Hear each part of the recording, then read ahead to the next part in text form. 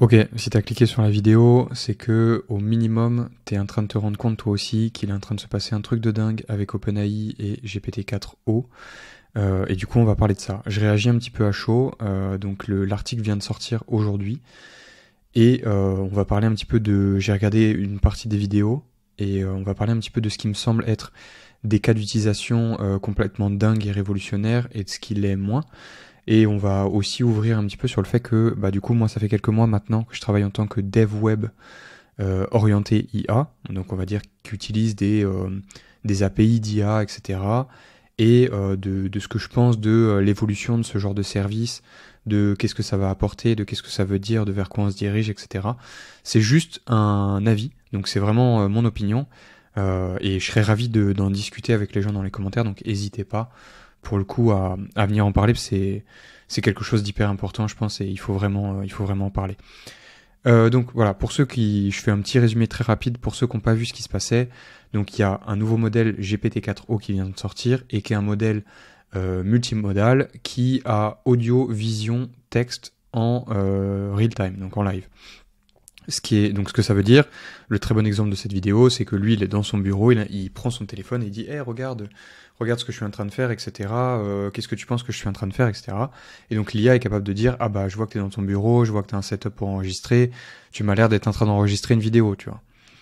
Et donc tout ce genre de truc, c'est en live, ce qui n'était pas possible jusqu'à maintenant, ou moins, ou en tout cas qui demandait de bidouiller beaucoup plus, de connecter des services ensemble, etc. Mais ça voulait dire potentiellement, bah voilà, appeler un service d'IA, ensuite appeler un service de voix séparé, donc qui sont potentiellement pas au même endroit. Aujourd'hui, voilà, donc là maintenant on a tout dans OpenAI, mais par exemple avant, vous pouviez appeler GPT pour faire la génération du texte, et après vous pouviez prendre votre texte et l'envoyer sur Eleven Labs pour avoir la génération de l'audio, récupérer l'audio et le transmettre. Mais du coup, au niveau du délai, vous aviez pas un truc aussi fluide que ce qui est en train de se passer là maintenant. Et donc là, on a des exemples, des use cases, il y en a certains que j'ai mis de côté qui sont totalement ouf, et on va parler de ça. Donc, si vous voulez, vous pouvez vous rendre sur la page d'OpenAI, c'est ce que je vous conseille de faire, et de regarder les exemples qui vous semblent les plus pertinents. Moi, ceux qui me semblent les plus pertinents, et ce pourquoi moi j'utilise l'IA aujourd'hui, et la vraie utilité que je trouve qui est dingue, et l'accessibilité que ça donne, c'est tous les trucs du genre le mentoring et les utilités d'agents, d'avoir un accompagnant en quelque sorte qui peut réaliser des tâches pour vous et vous libérer du temps. Donc là, on a par exemple celui-ci. Alors, je vais les prendre dans l'ordre. Donc, on a déjà le cas d'un aveugle qui se balade devant des monuments ou devant des choses et qui va pouvoir poser des questions ou même dire « Ah, ok, je suis dans la rue, j'attends un taxi. Est-ce qu'il y en a un qui arrive ? Dis-moi quand lever mon pouce pour qu'il me voie. » Ça, c'est quelque chose où l'IA va être capable de répondre aujourd'hui. Et donc là, c'est l'exemple de cette vidéo-là. Je vais me monter un petit peu parce qu'on voit pas les titres. Mais c'est cette vidéo-là. Donc, Be My Eyes, celle-ci. Donc, cas d'utilisation de fou. Interagir en temps réel avec le monde pour des malvoyants ou pour des gens qui ont un handicap, etc. C'est totalement dingue. Et tout ça, pour moi, ça reste dans la même veine que la veine qui me plaît le plus, qui est tout ce qui a attrait en fait au mentoring, à l'éducation, à l'accompagnement. Et donc, je vais fermer celle-ci. Mais on a aussi là, ils s'en servent d'intermédiaire de traduction. Donc en gros, ils ont posé le téléphone sur la table et le mec arrive et pose le contexte, comme on ferait d'ailleurs quand on utilise une LLM où on lui donne le contexte, il lui dit bah écoute, voilà, je suis avec un coworker, il est espagnol, je suis anglais, quand je vais te parler en anglais, j'aimerais s'il te plaît que tu traduises pour lui en espagnol, et quand lui il répond en espagnol, j'aimerais que tu traduises pour moi en anglais. Et donc, ils ont cette conversation avec le téléphone qui est au milieu de la table, où ils parlent tous les deux et où ils échangent chacun leur tour, et où la conversation, elle est fluide, quoi. Enfin, là, on regarde.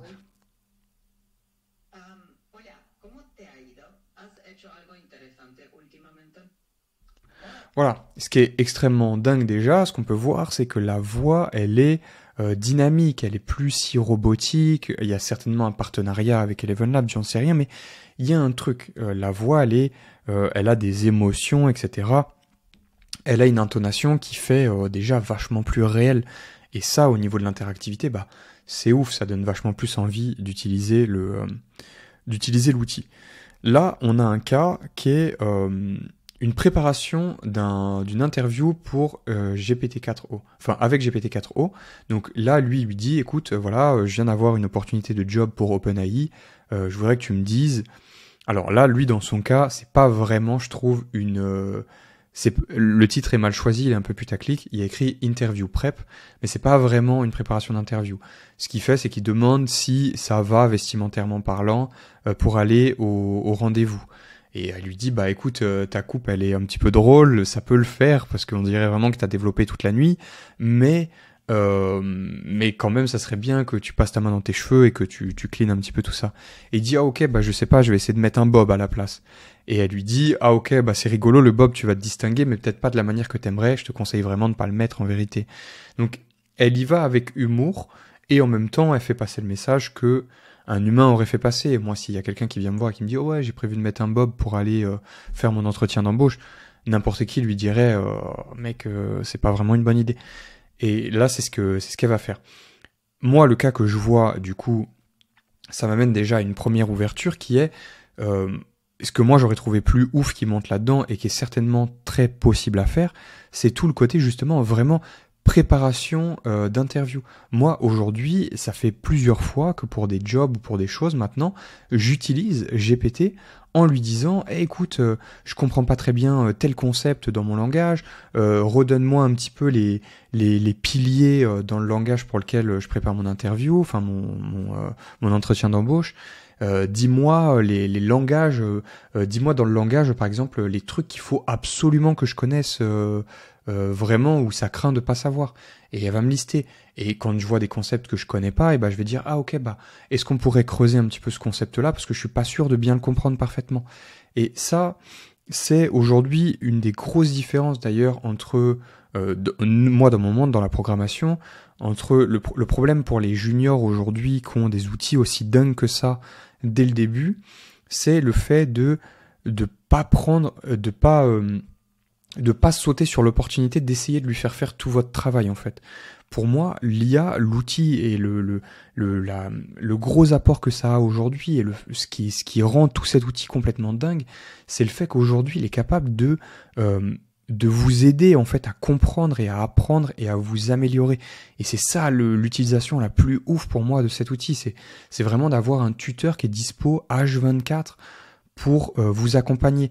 Alors oui, des fois il va faire des erreurs, mais globalement, à l'échelle du nombre de demandes que vous pouvez lui faire et du nombre d'erreurs qu'il va pouvoir faire, et des erreurs que vous allez pouvoir vérifier d'ailleurs, si vous avez cette approche un petit peu scientifique de dire ah ok bah je teste ce que tu m'as proposé, et de vous rendre compte que ça marche pas, et de retourner, expliquer et dire ah bah non là ça marche pas mais tu vois bien c'est parce qu'il se passe tel truc, et du coup de pouvoir réarranger vos réponses et de comprendre. Le gros risque, c'est d'essayer de l'utiliser pour que ça fasse tout à votre place. Même si, dans certains cas, du coup, c'est possible. Et ce qui m'amène, du coup, à d'autres cas d'utilisation qui sont donc les suivants. Donc ça, c'était une prep d'interview. Et là, on a un autre cas qui est un papa qui est avec son fils et qui dit bah voilà, là je suis posé devant la tablette avec mon fils, on est en train de faire un problème de maths, je veux que tu regardes le problème de maths, mais je ne veux pas que tu lui donnes la réponse, je veux que tu lui poses des questions pour l'aiguiller et pour l'aider à comprendre comment calculer le sinus de l'angle alpha. Et donc là, ce qui est encore plus ouf, c'est au niveau de l'implémentation. Au niveau de l'implémentation, là, en gros, ce qu'ils ont fait, c'est qu'ils ont ouvert dans un onglet sur le côté de la tablette ChatGPT, et ils ont partagé l'écran avec ChatGPT. Est-ce que vous vous rendez compte à quel point à quel point l'implémentation elle est fluide et agréable? Moi, j'ai mon iPad, clairement, je vais l'utiliser comme ça tout le temps maintenant. C'est un délire de pouvoir ouvrir GPT et de dire regarde mon écran, je suis en train de faire ça, et à mesure en fait qu'il est en train que l'IA lui pose des questions dans la vidéo, il dessine sur l'écran et lui dit bah du coup moi si tu me parles de l'hypoténuse, et bah je pense que c'est peut-être ce côté-là. Et l'IA va lui dire bah non du coup c'est pas celui que t'as fait, presque tu t'es trompé, c'est l'autre parce que c'est le plus grand. Et ce truc d'être un tuteur qui est dispo tout le temps, bah c'est juste monstrueux. Imaginez tous les gens qui galèrent avec l'école ou des choses comme ça, qui n'ont pas accès à des professeurs privés ou qui n'ont pas accès à un humain qui est capable de vraiment avoir un contact, de venir vous apporter des choses, et ben là, vous avez quelqu'un qui est dispo 24/7 quand vous êtes dispo, et vous avez juste à cliquer sur un onglet sur votre iPad et lui dire hey, écoute, je suis en train de travailler sur tel sujet en mathématiques que je comprends pas très bien, est-ce que tu peux m'expliquer, genre c'est vraiment cette partie-là que je comprends pas. Et waouh, c'est tellement dingue en vrai, mais et ça pose tellement d'autres questions qui sont genre quels jobs vont disparaître en fait. Et moi c'est tout ce côté-là dont je serais ravi d'ailleurs de discuter avec vous dans les commentaires. C'est putain, qu'est-ce qui va se passer pour tellement de jobs, genre notamment, et c'est d'ailleurs le dernier sujet que moi je trouve intéressant dans la vidéo. Je vous laisse aller regarder les autres, mais moi je vous avoue que les trucs de pierre papier ciseaux, de sarcasme avec l'IA, etc. Moi, je m'en fous un peu qu'elle fasse des blagues, à lui présenter mon chien, etc. Tous ces trucs-là, j'avoue que pour moi, voilà, lui faire chanter Happy Birthday, franchement, c'est cringe. Ça me fait pas kiffer. Les trucs de ça, meeting, j'ai pas regardé. Ça me paraît pas forcément hyper pertinent, mais des trucs d'accompagnement et des trucs d'agent. En fait, pour moi, il y a deux grosses opportunités dans l'IA qui sont dingues. C'est le savoir, donc la data et le fait de s'améliorer et d'améliorer l'IA. Et l'autre point, c'est d'avoir un agent. Et donc l'agent, c'est le dernier cas que je voulais montrer, qui est un cas qui était ici. Ils l'ont pas mis sur les vidéos YouTube pour le moment. C'est le Customer Service. Le Customer Service, c'est un cas d'utilisation de dingue. Là, le mec, ce qu'il fait dans la vidéo, c'est qu'il il en branche deux en vérité pour simuler, mais il dit voilà, ce qu'on va faire, il pose l'IA à côté de son téléphone et il dit on va appeler le Customer Service de la société qui m'a vendu mon téléphone. Mon téléphone, je viens de l'acheter il y a 2 jours, il est cassé. Il s'allume pas correctement, j'ai déjà fait les opérations de base, etc. Négocie avec le service client pour remplacer mon téléphone. Et il le laisse gérer. Je vous laisse aller regarder les vidéos vous-même, parce que je pense qu'il faut vraiment les regarder vous de votre côté pour voir tous ces trucs-là. Mais voilà, la personne en face va lui demander est-ce que tu peux me donner le numéro de la commande? Et l'IA va répondre avec le numéro de la commande. Là, faut que vous imaginiez que c'est tellement en temps réel qu'on arrive à un point où si la personne au téléphone, par exemple, on va pouvoir réagir, voilà, en live. Si moi je pose mon IA comme ça, mon agent en quelque sorte du coup, et je lui dis gère pour moi le remplacement de mon téléphone, et que je lui donne toutes les infos, accès à toutes les infos qu'il faut, la personne en face, même si elle dit j'ai mal entendu le numéro de la commande, est-ce que vous pouvez me le redonner? Bah mon agent, l'IA, va s'adapter pour pouvoir redonner le numéro de commande en fait. Et ça, ça a une valeur de dingue. Aujourd'hui en fait tous les supports clients, tous les trucs comme ça, plus ça va aller, plus ça va soit être augmenté avec de l'IA au minimum, soit disparaître. Enfin moi c'est ce que je me dis. Alors j'ai pas la science infuse. Je suis vraiment curieux de savoir ce que vous en pensez par rapport à ça. Je me dis putain, c'est ouf le nombre d'humains qui risquent de perdre leur job. Et moi, je suis développeur et je sais que je suis pas à l'abri non plus. Il y a de plus en plus de services comme ça. Enfin, des développeurs créer une espèce de développeur comme ça qui va être capable de vous conseiller si vous avez aucun savoir technique, qui va être capable de créer une application à vos côtés, vous lui dites ben non ça je voudrais plus que ce soit comme ça, etc. En lui partageant l'écran, en lui disant ben non là tu vois par exemple tu m'as fait le header noir mais moi je le voulais plutôt gris, est-ce que tu pourrais modifier, etc. Avoir une IA qui va être votre espèce d'employé que vous pouvez manager en direct H24, ça va devenir possible, genre vraiment, c'est un truc, ça va arriver d'ici peut-être 1 an, 2 ans max, quoi. Et tous ces trucs-là, c'est totalement ouf. Ce qui m'amène un peu du coup à la réflexion finale de cette vidéo, qui est toujours d'ailleurs à chaud un peu. J'y ai réfléchi 4-5 minutes avant d'allumer la caméra, et ça me fait penser à... du coup, ça, c'est un des exemples que je voulais vous montrer, qui est le fait que moi, aujourd'hui, voilà, l'IA, quand il y a des concepts que je comprends pas aujourd'hui, très régulièrement, je lui demande de m'expliquer. Là, aujourd'hui, voilà, j'ai appris des concepts de maths, de calcul, de causine similarity entre des vecteurs. C'est des choses qui sont Ou avant, ça vous aurait demandé de contacter quelqu'un qui s'y connaissait, ou d'aller fouiller des milliers de forums, etc., de comprendre, d'ouvrir un livre de maths. Là, je peux me concentrer uniquement sur l'essentiel et quand même comprendre ce qui m'intéresse. Et donc voilà, ce qui m'amène à le nerf de la guerre, et c'est déjà le nerf de la guerre depuis quelque temps maintenant avec l'IA peut-être, que vous avez déjà entendu ça, mais moi je suis totalement aligné avec ce truc-là, c'est la data. Ce qui va devenir de plus en plus et de plus en plus précieux aujourd'hui, je suis convaincu que c'est la data et la connectique entre votre IA et la data. Moi, par exemple, en tant que dev web IA, mon rôle potentiellement, c'est de créer des API qui permettent à votre agent IA d'accéder à la fonction de remboursement. Donc imaginons, c'est ce qu'on fait déjà avec les custom functions aujourd'hui, d'avoir une fonction qui est implémentée sur votre site où vous avez, je sais pas, votre chatbot ou du coup là maintenant un agent live qui va pouvoir discuter avec un client et le client il va dire bah voilà, moi j'ai fait une commande, elle coûtait 5 euros, je l'ai jamais reçue, comment ça se passe, etc. Et donc d'avoir l'IA qui va demander le numéro de client et qui avec le numéro de client va être capable d'appeler un de vos services en interne et de récupérer les infos du client, de vérifier son numéro de commande et après de vérifier une liste de règles et de dire ah bah ok, bah si la commande elle est inférieure à 5 euros, et bah c'est logique que je sais que je suis autorisé à déclencher un remboursement pour le client. Et ça c'est un truc, c'est déjà automatisable, mais maintenant ça va être automatisable en plus en live. Et donc en gros, tout ce truc là d'être capable d'avoir un set de data pour répondre à un problème donné et pour créer un agent live qui a accès à des données précises sur un sujet, ça va devenir de plus en plus important en fait. Qu'est-ce qui va faire la différence entre l'agent de base d'OpenAI GPT-4o et l'agent GPT-4o augmenté? Ça va être est-ce que lui, il a accès à une base de données de connaissances spécialisées, par exemple, dans votre entreprise, vos documents d'entreprise, d'avoir accès à toute cette liste pour répondre à une question précise sur votre entreprise où l'info n'était pas forcément disponible parce que c'est de la data privée en fait.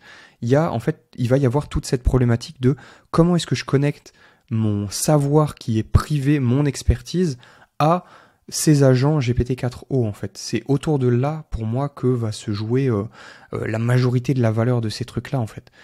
Et comment est-ce que je connecte ça à des automatisations? Comment est-ce que je donne la main à GPT-4o ou à un agent ou à des fonctions IA pour déclencher des traitements quand j'ai besoin et quand la logique est jugée par une intelligence qui est déjà clairement au niveau d'un humain. Faut arrêter de se mentir par rapport à ça. Je vous renvoie d'ailleurs à l'attaque d'Elon Musk envers OpenAI quand il dit qu'on est déjà à l'AGI. Je suis quand même un peu d'accord avec ça. On est déjà à la limite de l'AGI. Là, je suis désolé, mais GPT-4o, c'est déjà plus intelligent que la plupart des humains, et moi y compris, enfin. Alors oui, ça se trompe toujours, oui, des fois vous lui demandez des trucs et il répond des conneries, etc. Mais en vrai, je connais aucun humain jusqu'à maintenant qui s'est jamais trompé du début de ma relation avec lui, quoi. Donc, on est déjà à quelqu'un qui en fait a des connaissances dans tous les domaines, a des connaissances sur absolument tout, que vous pouvez améliorer en lui passant juste des documents, des livres, etc. On arrive à ce truc, on y est en fait. Les GI, sans déconner, moi je pense qu'on y est. Vous pouvez me contredire dans les commentaires, pareil, ça, je veux bien en discuter, c'est hyper intéressant comme sujet. Voilà, c'est la fin de cette vidéo. On en reparlera certainement sur la chaîne. J'ai hâte de voir s'il y a des API qui vont sortir autour de ça, si on va pouvoir l'utiliser avec du code. Ça paraît dingue en fait. L'idée de pouvoir augmenter ce truc-là en lui filant toute une documentation par exemple par rapport à une entreprise, en lui donnant genre les règles métiers que vous donneriez à un agent dans votre entreprise, à quelqu'un que vous venez de recruter, en lui disant bah voilà justement l'exemple que je disais tout à l'heure, si c'est une demande de remboursement pour un produit qui vaut moins de 5 euros et que le mec il l'a pas reçu, renvoie-lui, c'est pas grave. Ça c'est une instruction que vous donneriez à un humain. Et aujourd'hui, on arrive à ce niveau-là où vous allez être capable de donner ça à une IA, de la brancher et de la laisser sur une boîte vocale, et une personne elle l'appelle et elle dit il s'est passé ça, est-ce que tu as le droit de faire ça? Et l'IA va être capable de répondre comme un employé en fait. C'est pour ça que je vous dis, moi, ça c'est le truc qui m'inquiète, et c'est le truc dont parlait Elon Musk d'ailleurs aussi dans son attaque, c'est on est en train de détruire la valeur de la labeur humaine, qui est un peu comment dire, la valeur de base de la société humaine. Et je suis vraiment curieux de voir ce que ça veut dire. Pour moi, on en parlera certainement dans une autre vidéo du coup, parce que c'est un peu long, mais pour moi, ça risque de contribuer à... On est déjà, j'ai l'impression, dans une dynamique où on est en train de creuser totalement l'écart entre les riches et les pauvres. Et je pense que même si ça va donner accès à plein de choses, à plein de gens, mais ça risque de détruire la valeur de beaucoup de choses, et donc, par extension, de creuser l'écart entre les classes sociales, en fait. Entre, je veux dire, les extra riches, les extrêmes riches, et les gens lambda. Et ça, c'est un peu aussi les théories de Tuganbara et tout ça. Et j'avoue que peut-être que je suis un peu ce qu'on appelle un doomiste, mais je suis un peu aussi de ce côté-là. J'avoue que je suis un peu convaincu que c'est vers là qu'on se dirige, un peu comme Tuganbara le dit, Élyséeum en fait. Ce truc-là, ce concept de l'extrême, la population extrêmement riche qui vit sur un satellite à part, et les humains qui vivent dans la poubelle qui est la Terre. C'est un peu vers ça qu'on risque de se diriger. Enfin, en tout cas, c'est un des futurs qui me paraît probable. Maintenant, ça peut aussi très très bien se passer. On peut travailler certainement de moins en moins et créer tout autant de valeur avec des outils comme l'IA. Je suis pas que pessimiste vis-à-vis de ça. Je trouve ça absolument génial, comme je le disais. Je pense vraiment que l'idée aussi enfin, moi, c'est déjà comme ça que j'utilise. GPT-4, aujourd'hui, c'est mon tuteur. Vraiment, je l'utilise pour tout et j'adore ça. Enfin, honnêtement, ça me permet de creuser plein de sujets que j'aurais jamais pensé pouvoir creuser, et juste, j'adore ça. Je suis juste trop content. C'est incroyable de pouvoir faire ça. Voilà. Je m'arrête pour cette vidéo à chaud parce qu'elle est déjà très longue, j'ai l'impression. N'hésitez pas à me dire ce que vous avez pensé de la vidéo, à vous abonner, à lâcher un like si ça vous a plu, si ça vous a aidé à mieux comprendre, à avoir un peu des insights sur ce truc-là. Clairement, plus ça va aller, plus sur la chaîne, je vais me spécialiser dans justement tout ce qui est IA, data, implémentation, et ouais, voilà. Et comment est-ce qu'on connecte un petit peu tous ces trucs-là, quoi. Voilà, je vous laisse avec ça. Je vous souhaite une très bonne fin de soirée et on se retrouve dans une prochaine vidéo. Ciao.